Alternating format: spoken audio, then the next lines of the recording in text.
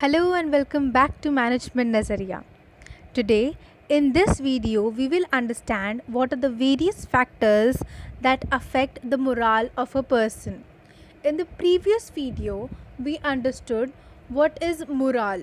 Morale क्या होता है and how does having high morale or low morale affect your performance in your organization, and your performance how directly and indirectly leads to the results of your organizational goals. इन सारी चीज़ों को हमने बहुत ही simple and ले man भाषा में समझा था. इन द सेम मैनर हम इस वीडियो में समझेंगे कि कौन से वो 4 फैक्टर्स हैं of your moral that affect your moral. Your first one is the nature of your work. When you have your organization, your leadership skills or supervisory skills and your fellow employees. ये तो 4 चीज़ें हैं. The first picture is your organization. The second picture is the below one is your people working in the organization, that is your fellow employees. Then is the nature of your work and your supervisory techniques. So now let's understand one by one what each of them mean and क्या उनका effect होता है आपके performance पे. So first is your organization. The morale is based upon understanding an employee's future depends upon the success of the organization, and that the efficient service leads to high pay, job security and promotions. Understand, जब आप एक बहुत ही अच्छी reputed company में काम करते हो, उसका नाम आपको लोगों के बीच में बताने में कितना फ़ख्र महसूस होता है. You feel so proud, I work in Tatas.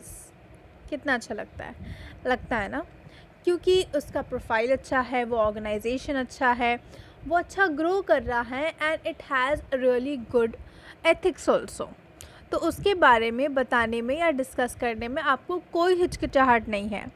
But for example कोई XYZ कंपनी है which is not performing that good, goals भी अपने कंप्लीट नहीं करता and it doesn't have a good rapport. उसका नाम आपको लेने में थोड़ी हिचक होगी, थोड़ी शर्म आएगी, बट क्योंकि you have the only option working there and फ़िलहाल कुछ नहीं है, you have to do that. तो एक ऑर्गेनाइजेशन का जो परफॉर्मेंस होता है, का जो गोल होता है, उसका जो ग्रोथ होता है, वो directly and indirectly leads to the success of the employee. जब एम्प्लॉय सक्सेसफुल होता है या हर एक स्टेप पे एक स्टेप ऊपर चढ़ता है, तो he feels motivated, he feels good and all these things lead to your job security, your promotions. तो there are various things that are won through sound personal policies. अच्छे पर्सनल पॉलिसीज़ को अगर हम लेके चले जिसमें एम्प्लॉयज़ के हित के बारे में, उनके अच्छे के बारे में, उनके गुड के बारे में देखा गया हो, तो in all organization also grows and it affects the morale also. तो पहला है ह्यूमन रिलेशंस प्रोग्राम. कैसे रिलेशंस हैं आपका ऑर्गेनाइजेशन के बीच में, ऑर्गेनाइजेशन का आपके साथ, आपका लोगों के साथ, all the small factors. Then employee का एटीट्यूड कैसा है जब कोई करेक्टिव एक्शन लिया जाता है. Is he well to good कि वो हैप्पीली उस करेक्शन को, उस बदलाव को ले रहा है, या ही इज़ एरोगेंट, इरिटेटेड. ये सारी चीज़ों को समझना होता है. द फ्लो ऑफ इंफॉर्मेशन, जो भी इंफॉर्मेशन एक एम्प्लॉय से दूसरे एम्प्लॉय तक जा रहा है, is it going through a proper process. Actually the message whatever it is वैसे का वैसा ही पहुंच रहा है कि नहीं. This also plays a very important role. Then a reward system of a good work. Rewards किसको नहीं अच्छे लगते, शाबाशी किसको अच्छी नहीं लगती. जब शाबाशी मिलती है, you are motivated, you are kicked on your ass, you have to do better and reach to that best. तो ये सारे ऑर्गेनाइजेशनल रीजंस होते हैं जिससे आपका मोरल पॉजिटिवली इंक्रीज़ होता है. एंड जब आप पॉजिटिविटी के साथ, हाई कॉन्फिडेंस, गुड मोरल के साथ काम करते हो, आपका ऑर्गेनाइजेशन भी ग्रो करता है. Then you have your nature of your work. क्या जो एम्प्लॉयज़ का नीड है, जो वांट है, जो वैल्यूज़ है और उसकी जो पर्सनालिटी है, इन सब को देखते हुए क्या उसने काम लिया है. वो काम करते वक्त is that employee happy, content, and is he feeling कि जो मैं काम कर रहा हूँ it is meaningful, it is adding value. ये सारी चीज़ें जब एक वर्क में, जब एक काम में होती हैं, the employee feels satisfied and उसका सेल्फ इस्टीम सेटिस्फाइड रहता है. He is basically at the stage जहाँ पे वो अपना बेस्ट देगा, एफिशिएंसी में भी और अपना वर्क में भी. उसका जो एफिशिएंसी रहेगा अपने काम के प्रति वो 100% होगा. एंथुजियाज़म के साथ, ज़ील के साथ वो काम करेगा. एंड कितना भी टीडियस, बोरिंग रूटीन हो, but still if the moral is good, if he is confident in a positive way, he will do it because he is loving the work.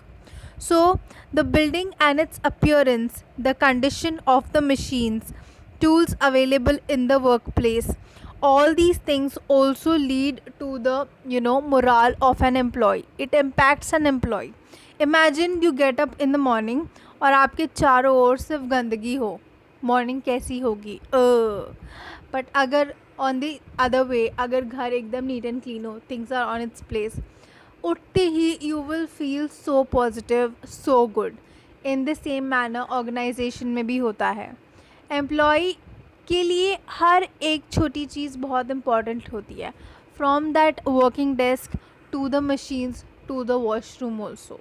He should feel good. When he will feel good, he will do good, he will perform good. Then you have your fellow employees, co-employees who work together. वो भी influence करते हैं आपको to do good. अगर आपके जो fellow employees हैं वो non cooperative हैं, jealous attitude वाले हैं, you will not feel good. Carelessness जो होता है वो यहीं से आता है. एंड जब carelessness आता है ना, तो जो वर्क एनवायरनमेंट है it is really undesirable.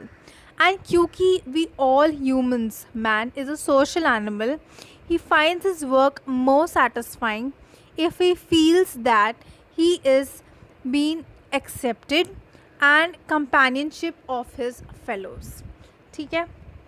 So all these things leads to the confidence in the fellow employees and faith in their loyalty. His morale is always high when the employees working with him or her together is positive. Okay.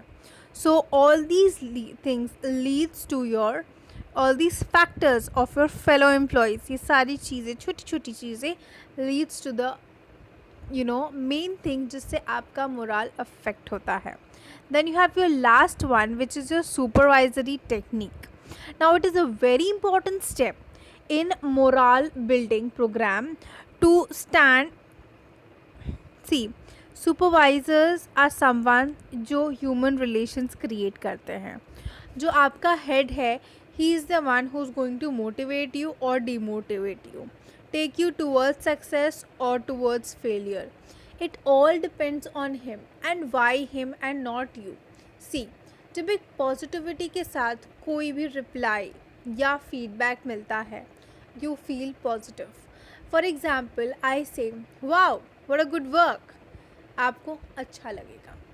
या अगर मैं बोलूँ, Mr. Sharma has performed the best in this week. Please applaud for him. You will feel good. But अगर आपने कोई गलती कर दी है और वो जो सुपरवाइज़र है, instead of seeing that, see these things you have done correctly which is appreciable, but ये जो बाकी की चीज़ें हैं you need to improve on that, you are doing very well, ये सारी mistakes is not expected from you. You will feel motivated क्योंकि पहले तो उसने आपकी थोड़ी सी तारीफ़ कर दी. All these are just play of words.